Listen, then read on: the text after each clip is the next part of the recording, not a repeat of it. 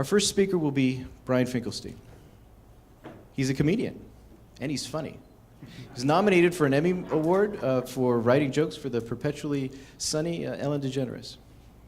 But tonight, Brian's going to do something a little bit different. He's going to do a strong personal narrative about an experience he had working at a suicide clinic. It's very difficult for us to talk about imperfections in our lives, even with ourselves in front of a mirror. It's even harder in front of 200 plus people at Stockdale Country Club, many of whom are strangers. Let's give a very warm and encouraging welcome to Brian Finkelstein.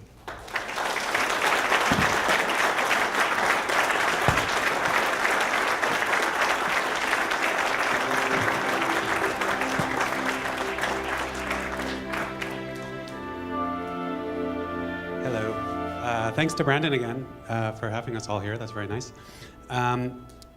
So the standard commitment to work at the humanitarian suicide hotline where I worked in New York City is 6 months, right? That's what they ask everyone, is to volunteer. You go 6 months, you get a certificate saying you did that, and most people, that's about as long as they stay, right? Most people, 6 months is about what people can handle at a job like that. A few people volunteer there for a year, like a handful. But nobody really stays past a year. I was a volunteer there for 4 years, because I'm an idiot. But I liked it. I really did. I found it very fulfilling in a lot of ways. And I joined originally when I was a 20-year-old freshman at the prestigious Ivy League university called Queens College. Maybe you've heard of it, in Flushing, Queens. Wonderful higher education, really amazing. It's not. It's terrible. It's not terrible. It's not. It's what it is. If you've never been to Flushing, Queens, it sort of looks like what people in the past thought the future was going to look like. But even in the past, which was the present then, it looked like the past.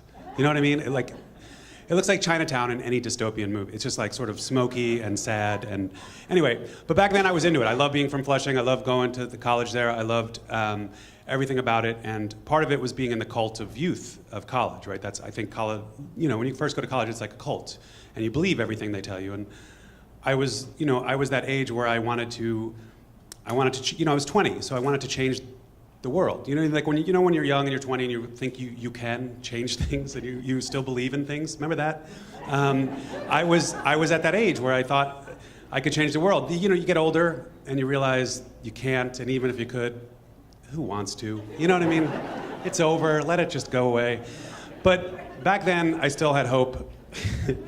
And so I wanted to do something with my life that would help people. I really thought I was a good listener. I thought I had good empathy. I thought a clinical psychologist would be a good way to spend my life. I thought I was inclined toward, I thought I had aptitude towards it, but I also thought it would be helpful and it would be a good way to live my life. The problem was I was a 20-year-old freshman at Queens College, so I made some mistakes, and getting into a clinical master's program for psychology wasn't going to be. I had a GPA of 2 point, just 2 point. There was no, you know what I mean? I wasn't getting into a master's program anywhere without some help. So I decided I needed some leverage, like work credit, internship, leverage type thing. So I decided I would volunteer somewhere. And so I called, I saw a poster one day in the psychology lab for the humanitarian suicide hotline. And I called up and got a woman on the phone who tried to help me, and she's asked me if I'm suicidal. I'm like, no, I mean, yeah, but no. You know what I mean? Like, that's not why I'm calling. And so we went back and forth for about 20 minutes, and eventually she told me where I could report. So a couple Saturdays later in the Upper West Side of Manhattan, I showed up at this church on the Upper West Side for orientation. And I walked in, and right away there was like 60 or so people, different like ages, race, class, just every, New York, a melting pot. So every type of person was there. But right away I see the guy that's clearly the guy in charge, right? There's this guy sitting on the desk, and he's sort of got gray hair. He sort of looks like an ex-hippie turned a little corporate. You know what I mean? He's got a flannel shirt, but it's tucked into his khaki pants. This is how I'll describe him. He was sitting on a desk, dipping a chamomile tea bag into an NPR coffee mug. You know what I mean? Like, I know who this guy is. And his name was Glenn. And so we walked in, and Glenn was like, hey, all right, everyone check it out. Grab your seats. Right on. Oh, I'm so glad you guys all came. Oh, namaste. Listen, I think it's great that you guys all came, so I just want you to know that even though we're in a church, we're not affiliated with any sort of God or God agenda. So if you're here for that, you should probably leave now. And as soon as he said that, one dude, like an older dude in the back, just got up and walked out. And then we started the training. And Glenn was definitely like an ex-hippie turned corporate, but he also had this Jewish metrosexual Louis Gossett Jr. drill sergeant thing going on. You know what I mean? Because as soon as the training class started, people were dropping. Like, people would just leave. Like, there was the guy who walked out because he didn't want anything to do with religion. There was, or wanted to do something with religion. There was a guy who, on the second training class that was 8 a.m. on a Sunday, was kicked out for drinking a 40 of malt liquor at 8 a.m. He was gone, asked to leave. There were these two guys from Queens who every time they like said anything, they were like, "Hey, douchebag." It was like, gone. There was a really nice guy. I mean, he seemed nice, but he only spoke Mandarin. I mean, how was he going to help people on the phones? He couldn't. He was asked to leave nicely. And then we did like mock phone calls where Glenn would sit on the end, of a table and read transcripts of actual calls, and one of us, the prospective volunteers, would sit on the other end, and Glenn would pretend to be a caller and sort of like see where, just to sort of see what we were up to. And there was a couple people who got kicked out there. The last one I remember was this woman, Nancy. She was very sweet. She made it all the way to the end. And she was helping Glenn, who was pretending to be this older guy who was HIV positive and just had lost his lover, and he was alone, and he was getting sick, and it was hard. And so I remember this woman helping him and say like, "Well, that sounds really hard, but you did choose this lifestyle." Gone. Then the last part of the training class, there was like rap sessions. That's what Glenn referred to as not rap like hip hop, not good rap. It was like rap like 60s, like people sitting around in a circle rapping, talking with guitars and flower power. And what Glenn was doing was he would get us talking and get us comfortable and relaxed, and he was trying to find out, more about us. And he was looking for what he called suicide survivors. And suicide survivors, there's two types. There's people who either someone they knew or loved had committed suicide, and so they were coming to help, or somebody who had gotten close to suicide, had attempted suicide and was coming in to help, to volunteer. And as Glenn would say, "Yeah, you need to befriend yourself. Right on. Gone." So they were asked to leave.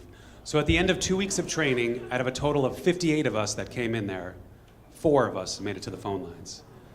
Because Glenn was really, really good at his job. But I will tell you, right now, I was better. Because what Glenn didn't know was that 2 years before I started volunteering at the hotline, I lived in San Diego, California, which is a miserable, horrible place. Sorry if you're from there. Better weather than here, but terrible people. And no offense if you're from there. A little offense.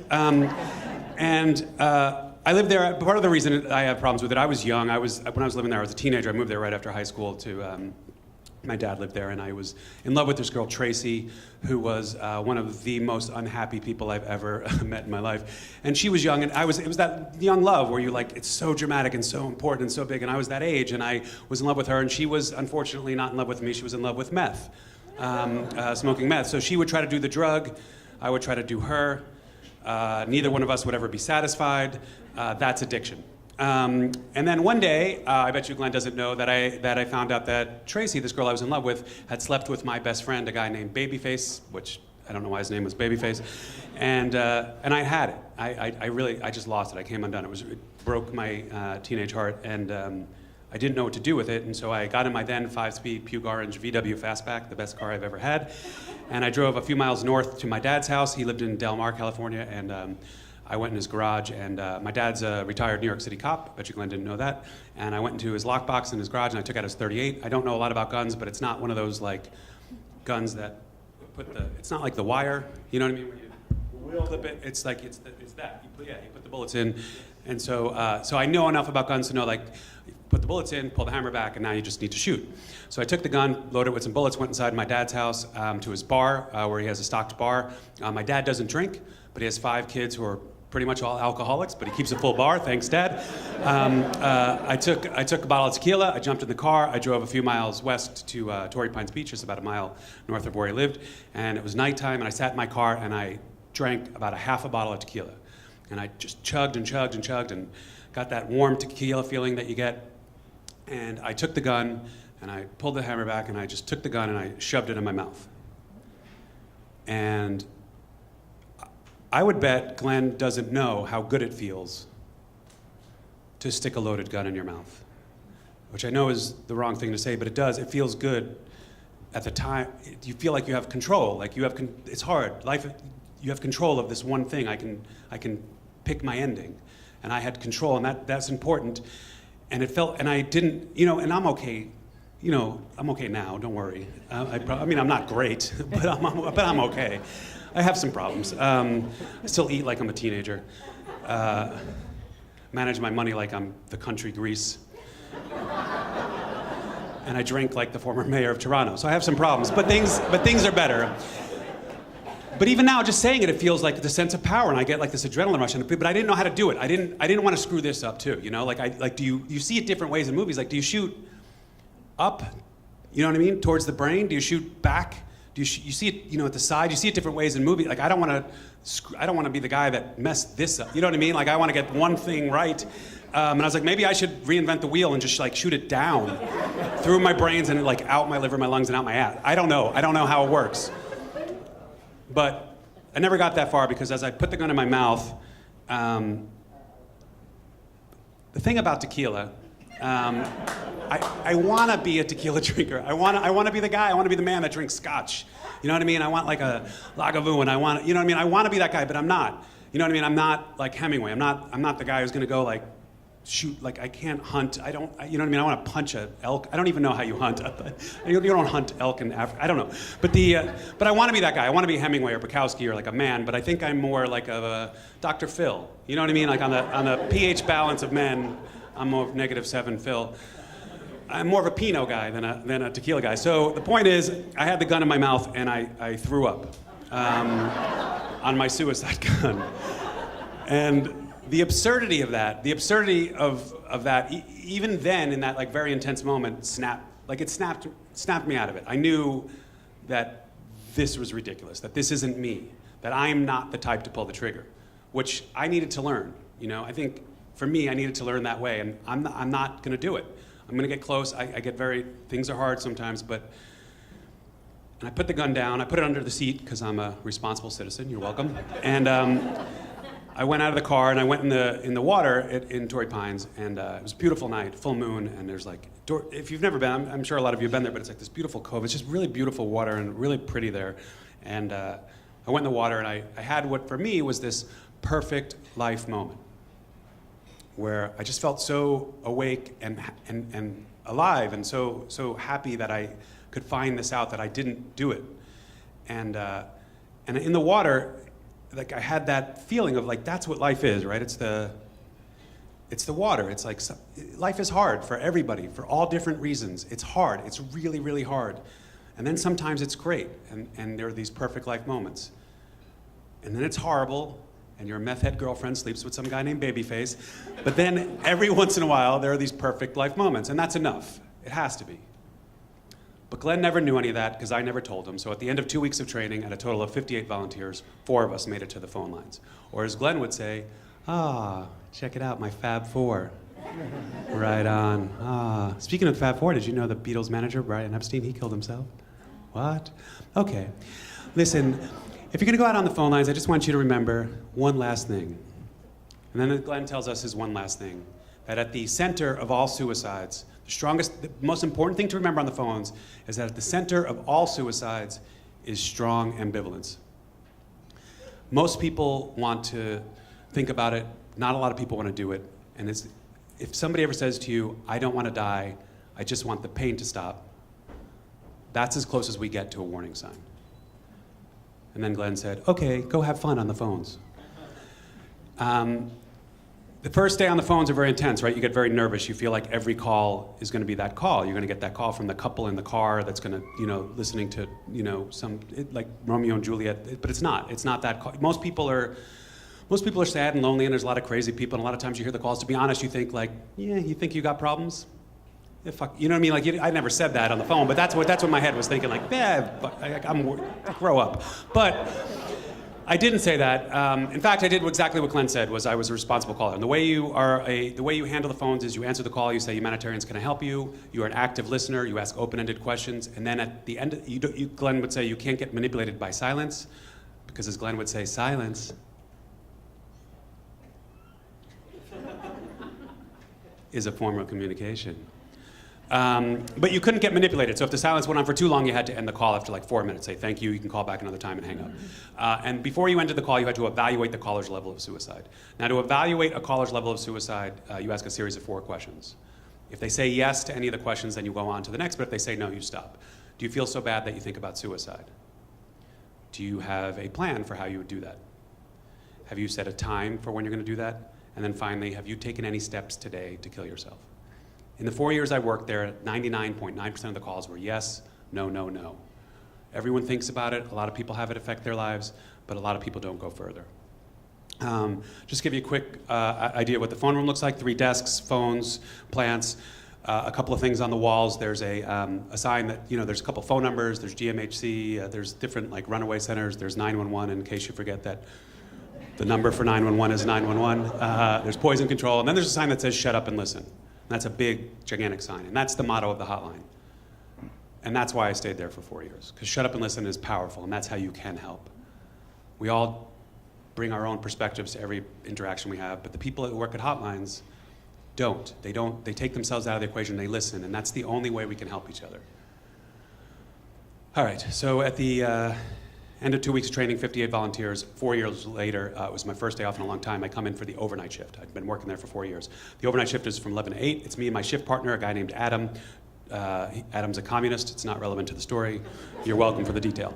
The phones are busy in New York till like 4 a.m. when the bars close, then they slow down. And around 4:30, the phone calls go back every couple of minutes, and I get this call at around 4:30, and I answer the phone. It was my turn to answer it. I say, "Humanitarians, can I help you?" And this very young and cute voice comes on the phone and says, "Hi, my name's Amy, I'd like to talk." And I said, "Hey, Amy, what's going on?" And she said, "I was just calling because I was feeling a little sad." And I was like, "Okay, well, what's going on in your life that you feel sad?" She says, "Well, I don't know." She said she was a 20-year-old NYU student, and right away I pictured her with like curly hair and pretty eyes and like a sundress sitting on a bed in an NYU dorm, which is probably a lot nicer than a Queens College dorm because there are no dorms. It's a city school, Queens College. And so I said, "Okay, well, what's going on when you're feeling sad?" And she said, "Well, I don't know. My grades are good. I have a good relationship with my parents. I have friends. I don't do great in school, but I'm doing okay. My parents don't always get it, but I know they love me." And I was like, "Okay, well, that all sounds good. What's sad?" And she said, "Well, that's just it. That she didn't know. That she didn't know what made her sad. That some days she would have these great days, and so the next day she would try to mirror that day. She would try to do the same thing, whatever made her happy. She would try to do the same thing. So she would wake up at the same time, shower at the same time, eat the same food, to sort of control it. But she said for no reason, sometimes she felt what she described as this hand coming behind her and just pushing her down." And I said, "Okay, well, what's going on when that happens?" And she said she didn't know, but that's what was hard, was not having control. And I said, "Well, that sounds really sad." And she just started to laugh. She started to hysterically laugh when I said it was sad. And I was like, "What are you laughing at?" She goes, "Oh, to be honest, I think depression is stupid. I think it's an excuse that a lot of people use, and that there are people who are clinically or socially depressed, but that a lot of people use that word." And I feel that way too. I feel like a lot of people overuse that word. I don't think a lot of people are depressed. I think a lot of people are lazy. I sometimes don't get out of bed for 3 days, but it's not because I'm depressed. It's because I'm lazy. And so we're having this conversation and we're laughing, and we started to flirt a little. I don't want to be gross. It wasn't gross, but she liked me, and she was picturing me too, and it was probably better than I am. And but then I noticed that it got to be like 20 minutes, so it was time to wrap up the call. So I was like, just about to wrap it up, and then I noticed that she sort of slurred her speech a little bit. And I said, "Amy, what's going on?" And she said, "Look, I know it's selfish, and I know it's stupid, but I can't do it anymore." I said, "What do you mean when you say you can't do it?" She goes, "Look, I don't want to die, but I want the hurt to stop." And I sat up, because that's the warning sign that Glenn had given us, right? So I said, "Amy, do you feel so bad that you think about suicide?" "Uh-huh." "Amy, do you have a plan for how you would do it?" "Yeah." "Amy, have you set a time for when you're going to do it?" She said, "Yes." And I said, Amy, have you taken any steps today to kill yourself? And she said yes. And I said, Amy, what have you done? And she told me she took 20 painkillers, high-strength painkillers. She told me the name. I wrote it down on a piece of paper. I asked her how long ago. She said an hour. I wrote that down. I asked her if she'd been drinking. She said a little bit. I wrote that down. And then I signaled to Adam to cut off his phone, which he did. He shut off his phone, and I handed him the note. He went to call poison control to get some information while I kept her talking, and I just tried to keep her talking. And she started telling me the story about when she was a kid, and she went to this park in Tennessee where she was from with her family, and they had ice cream in a park. And I was like, you know, that's great, but I'm like, I have no idea what the fuck we're talking about, but I'm like, what kind of ice cream was it? You know what I mean? Like, I'm just trying to keep her fucking talking. And then Adam comes back over with the card, and I read her, and I said, Amy, you know, just so you know, given the fact that you took those pills and it's been an hour, if we don't do something, you could die. You could be dead within a half hour. And she started crying, and I said, Amy, do you want us to help? We can help. If you want us to help, all you have to do is tell us, and we can do it. But we can't do anything if you don't say. And she said she did. I said, great, where do you live? And she told me, and I wrote it down, I handed it to Adam. And I tried to keep Amy talking, and she was incoherent. She just wasn't really saying words at this point. And you know, after about 15 minutes of silence, I'm supposed to hang up, right? That's what you're supposed to do, but who would? And 16, 17 minutes go by, and then I hear this noise outside the door, and I hear the door crack open. I hear footsteps, and then somebody picks up the phone and says, it's okay, we've got her. Click. And they hang up the phone. And then I went home from the hotline. I didn't know what to do. I was supposed to go get debriefed by Glenn. I didn't go back. I never went back. I never went back to college. I quit the cult of college. And I did all the things you're not supposed to do. I obsessed. I read the newspapers. It was pre-Google, but I went on the radio. I looked in. I tried to find something for 3 straight days. I didn't believe in anything enough to pray, so I said an existentialist prayer, like, dear nobody, please help. Sorry we killed you, love, Brian. And after 3 days, I found an article on page 25 in the Daily News that said that they had found the body of a 20-year-old NYU student named Amy Walters, who had died in her dorm, her NYU dorm. And they said she had died of an accidental overdose. And I know why they do that. We all know the reasons for that. They don't want epidemics to break out. There's religious reasons, there's insurance reasons, there's all sorts of good reasons why they do that. And I know that, but what I didn't know until I read that was that she had died, and that I was the last person to talk to her. And so, all I can say is I don't know what was going on with her bigger than that half-hour phone call. And to be honest, I've had bigger personal tragedies in my life. I spoke to her for less than an hour 20 years ago now. But like all of you, I know what she doesn't know, which hopefully all of you know, which is life is hard and it's terrible.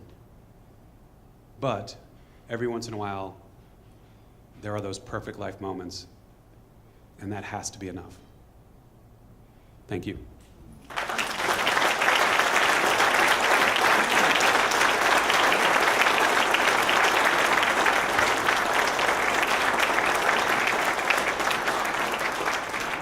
Brian Finkelstein. If you'd like to hear more from Brian, he has an excellent straight-out comedy sketch about the time that he followed the love of his life to India to watch her marry her cousin. Highly recommended. You can find it on The Moth.